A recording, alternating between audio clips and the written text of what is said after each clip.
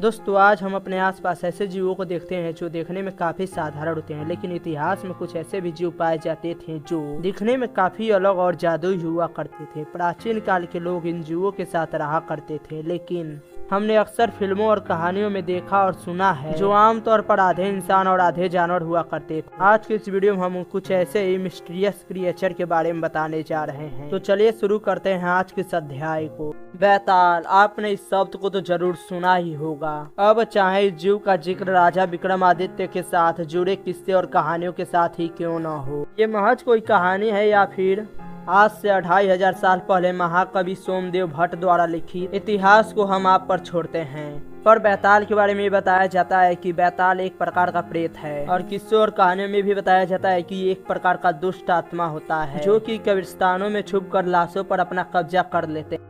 बैताल के बारे में यह भी विशेषता बताई जाती है कि ये स्पेस एंड टाइम ट्रैवल के बंधन से परे होते हैं, यानी ये पलक झपकते किसी भी स्थान और समय, भूत तथा भविष्य कहीं पर भी आ जा सकते हैं। इसके साथ ही आगे क्या होने वाला है ये भी देख सकते हैं। इसलिए इनमें ज्ञान इतना ज्यादा होता है कि इसे कोई भी चुनौती नहीं दे सकता। यहाँ तक कि यदि किसी ने बैताल को अपना गुलाम बना लिया तो उसे संसार में अब किसी भी चीजों की आवश्यकता नहीं होगी, पर इसे गुलाम बना पाना संभव है। लोक कथाओं के अनुसार जो भी व्यक्ति इसे ज्ञानपूर्ण बातों में हरा सके, अन्यथा गुलाम बनाने की कोशिश उसके लिए एक डरावना मौत बन जाएगी। और बैताल के बारे में भी बताया जाता है कि बैताल सिर्फ शवों पर ही निवास नहीं करते, बल्कि अपने शिकार के जीवन के हर एक हिस्से को पूरी तरह से जानते हैं। और बैताल के बारे में भी बताया जाता है कि जो भी इसे देखता है वो कभी वापस लौट कर नहीं आता है।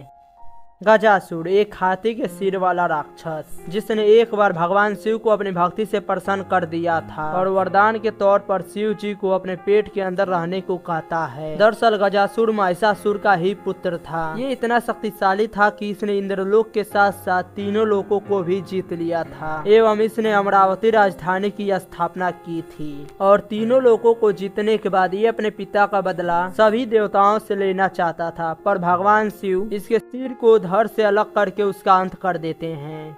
एक ऐसा असुर जिसने देवताओं को चुनौती देने के साथ साथ इंद्रलोक पर भी आक्रमण कर दिया। एक ऐसा योद्धा जिसका स्वरूप आधा मानव और आधा भैंसा था। ये कोई साधारण असुर नहीं था, बल्कि इस असुर का नाम था महिषासुर, एक नाम जो सदियों से भय और शक्ति का प्रतीक बना हुआ था। महिषासुर एक ऐसा असुर जिसे मार पाना असंभव था, यानी ना ही इसे कोई पुरुष मार सकता था और न ही कोई जानवर। महिषासुर जिसे ब्रह्मा जी से वरदान था कि संसार का कोई भी पुरुष या जानवर कभी भी उसका वध ना कर सके। ब्रह्मा जी ने उसकी इस इच्छा को पूरा किया। इसके साथ ही उन्होंने चेतावनी भी दी कि उसका वध एक औरत के हाथों जरूर हो सकता है। महिषासुर अहंकार में आकर ये समझने लगा कि कोई स्त्री इतनी शक्तिशाली तो नहीं हो सकती कि उसका वध कर सके, और इसी कारण वह खुद को अमर समझने लगा। उसने पूरे संसार में अपना कहर बरसाना शुरू कर दिया। और फिर बारी आई इंद्रलोक की। जब महिषासुर और देवताओं के बीच युद्ध छिड़ा तो ब्रह्मा जी के वरदान के कारण कोई भी देवता उसका कुछ भी नहीं बिगाड़ सका। महिषासुर के आतंक से देवलोक को बचाने के लिए त्रिदेवों ने यानी ब्रह्मा, विष्णु और शिव जी ने अपनी सारी शक्तियों को एकत्रित किया, और तब प्रकट हुई माँ दुर्गा। शक्ति के इस रूप ने सिंह पर सवार होकर महिषासुर से युद्ध करने के लिए चली गई। माँ दुर्गा और महिषासुर के बीच कई दिनों तक युद्ध चला।